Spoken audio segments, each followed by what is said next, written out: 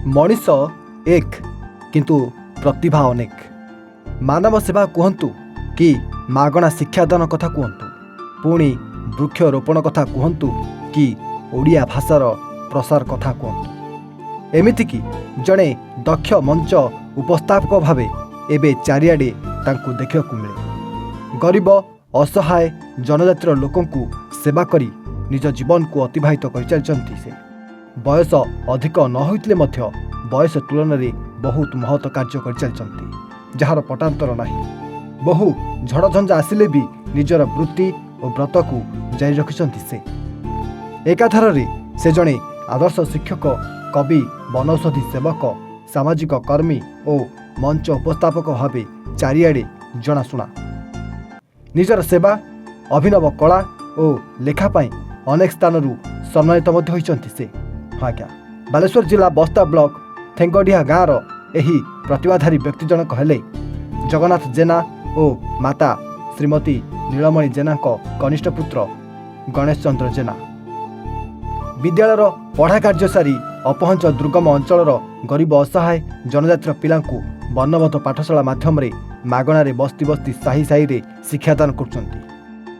केवल एतिकी नुह निज विद्यालयर अजणा रोगरे असुस्थ थिबा 2 जण छात्रीर जीवन रक्षा पाई गाँ गाँ बुली भिक्षा मागी भल करछंती जहाँ समस्तक हृदय स्वतंत्र स्थान तैयारी करछंती। निजर त्यागपूर्ण जीवन प्राय समस्तक पई आज प्रेरणा साइछंती आम प्रियर गणेश।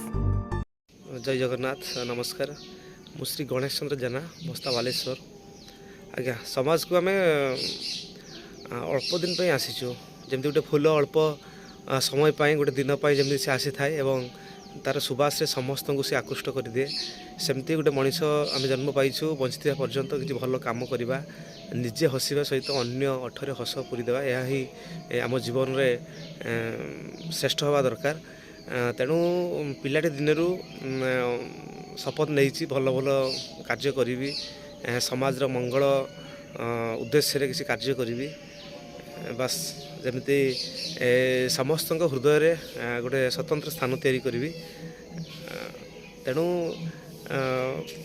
भल भल कम करने मत बहुत भल लगे जमीक कि बर्तमान समस्त जानते मोर वर्णबोध पाठशाला गरीब असहाय जनजातिर पिला पाखापाखि 300 पिला मागणार शिक्षादान देवा सहित वृक्षरोपण कहतु रक्तदान शिविर कथा कहतु असहाय पाखे ढड़ा हवा एमती विभिन्न प्रकार कार्य तो करने भल लगे कारण मुझे जानी जीवन निश्वास को विश्वास नहीं तेणु बंचिता पर्यंत समाज निश्चित आम भल कम करवा।